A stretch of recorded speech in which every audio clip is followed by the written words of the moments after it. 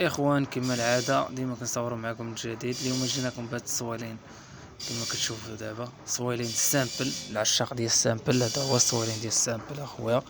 انت كما كتشوف الطابله عاديه. الناس اللي كيسولوني على العاديه راه كنخدموا كلشي. هذا مضروب ب بليطر، العود الشوك الناس اللي كيعرفوه، مضروب لاشانت مغلوقه، ماشي صباغه، هادي فيرني مضروب لاشانت. الصوالين طالع الله يبارك. صالون سامبل كما كتشوفوا، ما فيه لا نقش لا والو. طابله ها هي قدامكم، وداك الشيء طالع اللهم بارك.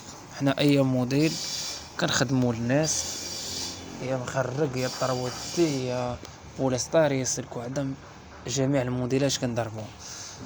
وبالنسبه للناس، انا اكثر شديت هاد الصالون باش نشاركو مع الناس، حيت الناس بزاف كيسولونا على الموديلات ديال السامبل. اما العشاق ديال السامبل راه كاين اللي ما كيبغيش النقش، ما كيبغي حتى شي حاجه، كيبغي الصالون يكون سامبل باش يبقى زوين ليه في عينو، وداكشي ما كيملش منه. كما كتشوف معايا دابا هو الصويلين ديالنا الله يبارك. هادي الخاميات حنا تكلفنا ليه بكل شيء.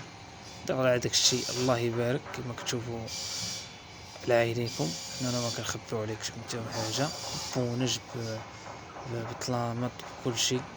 حنا اللي تكلفنا اليوم بهذا الشيء. طالع داكشي الله يبارك كما كتشوفوا معايا دابا. خدمه نقيه، وكنطلبوا التيسير والله يجيب تيسير. هادشي اللي كاين، والله يدخلوا على مولا بالرباح.